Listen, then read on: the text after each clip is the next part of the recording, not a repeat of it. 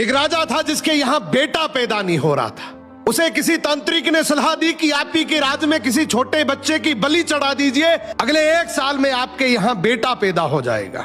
राजा ने ऐसा ही किया। अगले ही दिन ऐलान करवा दिया कि जिस घर से बच्चा दिया जाएगा उस घर को ढेर सारा धन दिया जाएगा।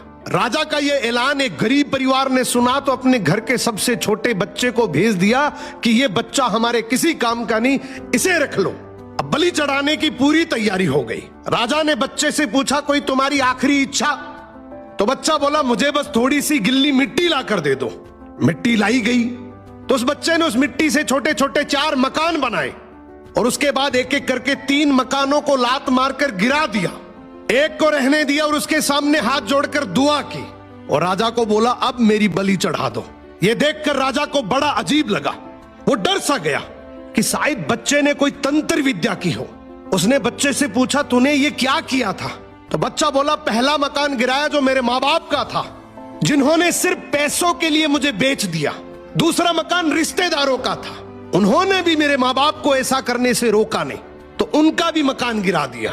तीसरा राजा जी आपका तो काम है लोगों की रक्षा करना, लेकिन आप भी अपने लालच के लिए रक्षक से भक्षक बन गए। आपने तो अपने लालच के लिए मेरी जिंदगी खत्म करने की सोच ली, तो मैंने आपका भी महल गिरा दिया। और ये चौथा मेरे भगवान का घर है, उसके सामने मैंने हाथ जोड़कर कह दिया कि अब सब तू संभाल लेना। राजा ने बच्चे की बात सुनी तो आंखों में आंसू आ गए और गहराई से सोचा कि किसी हंसती खेलती जिंदगी को खत्म करके मुझे बेटा मिल भी गया तो मेरे किस काम का, क्योंकि मेरे राज में न्याय की भूल हो सकती है लेकिन उस ऊपर वाले की डायरी में गलती की कोई गुंजाइश नहीं है।